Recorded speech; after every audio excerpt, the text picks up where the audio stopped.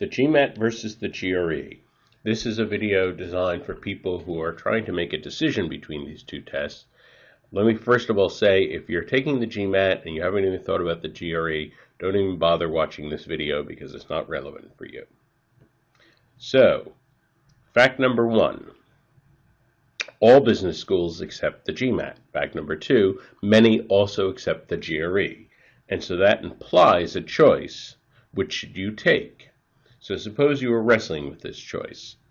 First of all, make sure the business schools on your list all accept the GRE. In other words, make sure by choosing the GRE you won't automatically exclude yourself from a program you found desirable. And underneath this video you should find a link to the ETS site where they list all the business school programs, all the MBA programs that accept the GRE. So you can verify that the program that you want to attend is on that list. What are the major differences between these two tests? Well, fact number one is the hardest math on the GMAT is a little harder than the hardest math on the GRE. But this is a bit deceptive for the following reason. The GMAT uses computer adapted testing, uses the CAT. And so what that means is if you struggle with math, you're not going to see the hardest math questions on the GMAT.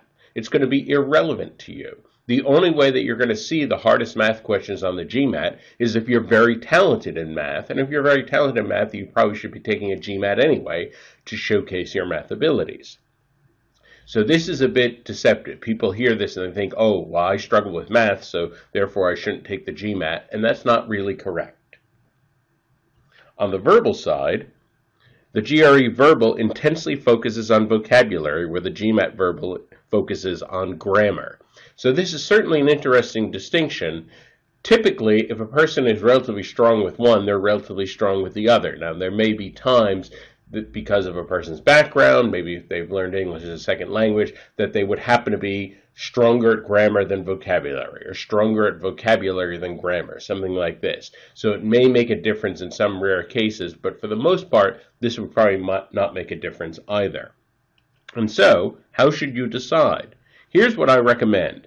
At the very beginning of your studying, find some low-quality used GMAT and GRE prep books. Just go to a used bookstore, find some cheapo, it doesn't even matter if they're particularly current. Then take a GMAT cold, absolutely no prep. Take a GRE cold, absolutely no prep, and compare them. And basically, if they're about the same, take the GMAT. In other words, if you do about the same on the GRE and the GMAT, you might as well take the GMAT. Only if, for some bizarre reason, you take a GMAT cold, you bomb it, you take a GRE cold, and you do exceptionally well. All right, then maybe for you, maybe given your particular skills, the GRE would be a better test for you. In general, I would recommend taking the GMAT if you're going to go to business school, and only if there's some very exceptional case should you take the GRE instead. And the reason for this is the GMAT is the test designed for business school, and the skills you need for the GMAT success are, to a great extent, the skills you need for success in the business world. It really fits everything about a business world very well, whereas the GRE is designed for academic pursuits that are unrelated to business.